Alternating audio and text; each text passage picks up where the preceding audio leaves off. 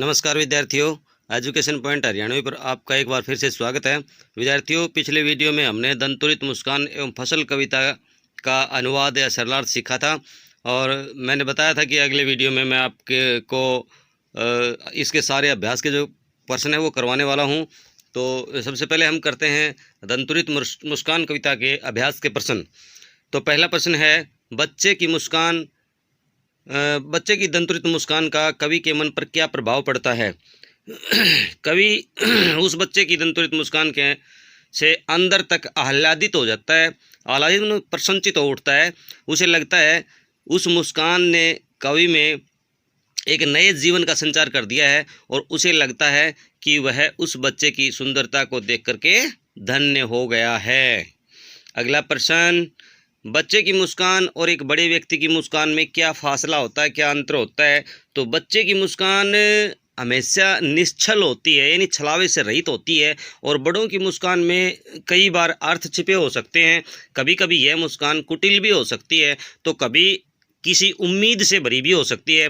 ऐसा बहुत कम होता है कि किसी वयस्क यानी युवा की, जवान की मुस्कान उतनी निश्चल हो जितनी किसी बच्चे की हो। इसीलिए कवि को बड़े व्यक्ति की और बच्चे की मुस्कान में अंतर नजर आता है। अगला है, फसल को हाथों के स्पर्श की गरिमा और महिमा कहकर कवि क्या व्यक्त करना चाहता है। इन शब्दों के द्वारा कवि किसानों की महत्ता को उजागर करना चाहता है। कोई भी देश या समाज फसल के बिना नहीं रह सकता और बिना किसान के फसल नहीं हो सकती। इसलिए किसान के हाथों का जादू हम सब के जीवन के लिए अत्यंत महत्वपूर्ण है या जीवन का आधार है। अगला प्रश्न है, कवि ने बच्चे की मुस्कान के सौंदर्य को किन किन बिंबों के माध्यम से व्यक्त किया है। तो कवि ने बच्चे की मुस्कान के सौंदर्य को व्यक्त करने के लिए प्राणदायी, कमल के फूल इत्यादि बिंबों का प्रयोग किया है। अगला प्रश्न है, भाव स्पष्ट कीजिए। तालाब छोड़ करके मेरी झोपड़ी में खिल रहे जलजात, यानी इन पंक्तियों का भाव क्या है। मोस्टली एग्जाम में इसी तरह के क्वेश्चन पूछे जाते हैं विद्यार्थियों। बच्चे के धूल दूसरित गालों को देख करके कवि को लगता है कि तालाब को छोड़कर कमल का फूल उसकी झोपड़ी में खिल गया हो। अगला है, छू गया हो कि झरने लग पड़े शेफालिका के फूल, बांस था कि बबूल। कवि को ऐसा लगता है कि उस बच्चे के निश्चल चेहरे में वह जादू है कि उसको छू लेने से बांस या बबूल से भी शेफालिका के फूल झरने लगते हैं। अगला अध्याय, यानी कि वो थे दंतुरित मुस्कान के, और अगला जो प्रश्न है वो अभ्यास का फसल कविता के। लेकिन एक प्रश्न इनमें भी गलती से एडजस्ट हो गया था फसल कविता का, पिछले अध्याय में भी। देखिए, कवि के अनुसार फसल क्या है। जैसा कि हमने कविता में पढ़ा था कि फसल क्या है, फसल कैसे पैदा की जाती है, तो ये चीज़ें हमने पढ़ी थी। वो हमारे किसानों की मेहनत का ही फल या नतीजा परिणाम होता है, नदियों के पानी का जादू होता है, ये सारी चीज़ें हमने पढ़ी थी। तो देखिए, कवि के अनुसार फसल नदियों के पानी का जादू है, हाथों के स्पर्श की महिमा है और मिट्टी का गुण धर्म है, सूर्य की किरणों का तेज है और हवा का थीरकन है। यानी सारी चीज़ें जरूरी हैं। नदियों का पानी भी जरूरी है, हमारी हाथों के स्पर्श से भाव हमारी मेहनत भी जरूरी है, मिट्टी भी अच्छी होनी चाहिए, सूर्य की धूप की जरूरत है और तेज हवा की फसल के अनुकूल हवा की भी जरूरत होती है।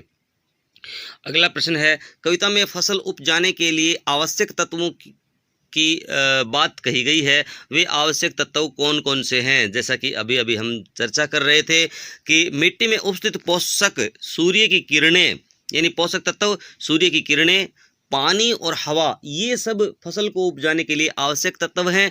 इनके साथ ही किसानों की मेहनत भी उतनी ही जरूरी होती है। अगला प्रश्न, कविता में फसल उपजाने के लिए आवश्यक तत्वों की बात कही गई है। आवश्यक तत्व कौन कौन से हैं, रिपीट हो गया है दोबारा जो क्वेश्चन है, एक बार फिर से। फसल को हाथों के स्पर्श की गरिमा और महिमा कहकर के कवि क्या व्यक्त करना चाहता है। इन शब्दों द्वारा कवि किसानों की महत्ता को उजागर करना चाहता है।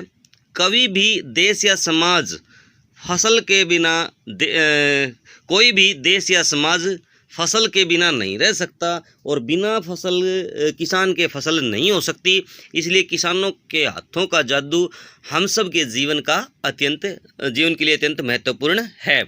यानी किसी भी समाज का जो है जीवन का आधार है वो फसल होती है, और फसल कौन उगाता है बेटा?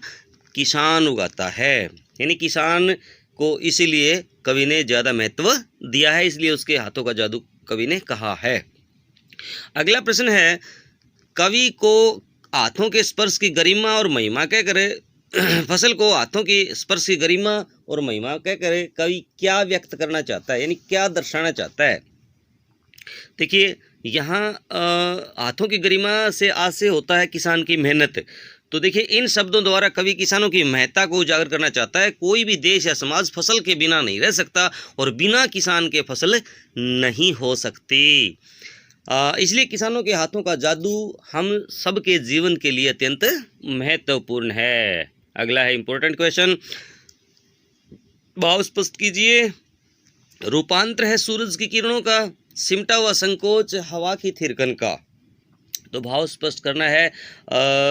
इस कविता की कवि यहाँ इस कविता में कहता है कि फसल सूरज की किरणों का रूपांतरण है। यानी सूर्य की किरणें जब फसल पर पड़ती हैं तो फसलें हरी भरी हो उठती हैं। यानी आवश्यकता है सूर्य की धूप की भी। तो इसलिए कवि कहता है, आपने जीव विज्ञान के पाठ में पढ़ा होगा कि किस तरह से सूरज की किरणों की ऊर्जा अपना रूप बदल करके पादपों, यानी पादप होते हैं वृक्षों पौधों पर में भोजन के रूप में जमा होती है। कवि को यह भी लगता है कि फसल में हवा की थिरकन का सिमटा हुआ संकोच भरा हुआ होता है। तो देखिए विद्यार्थियों, हमने एक एक करके फसल और दंतुरित मुस्कान दोनों कविताओं के जो मुख्य प्रश्न थे वो हमने कर लिए हैं। यदि आप इसको इस तरह से याद नहीं कर सकते हो तो आप वीडियो को रोक करके इनको लिख लीजिएगा और बार बार इनको याद करने का प्रयत्न कीजिएगा। यदि आपको मेरे द्वारा करवाया गया जो अभ्यास है यदि अच्छा लगता है, पसंद आता है, तो आप लाइक भी कीजिए, शेयर भी कीजिए, कमेंट भी कीजिए, और सबसे अहम बात है आप घंटे वाले बटन को ज़रूर दबाएं, चैनल को ज़रूर सब्सक्राइब करें ताकि मेरे द्वारा बनाई जाने वाली वीडियो सबसे पहले आपको मिले। अगले अध्याय में लेकर के आएंगे हम अगली कविता और उसका अनुवाद, इसलिए आप जुड़े रहिए जयपाल शास्त्री के साथ। Thank you. जय हिंद, जय भारत।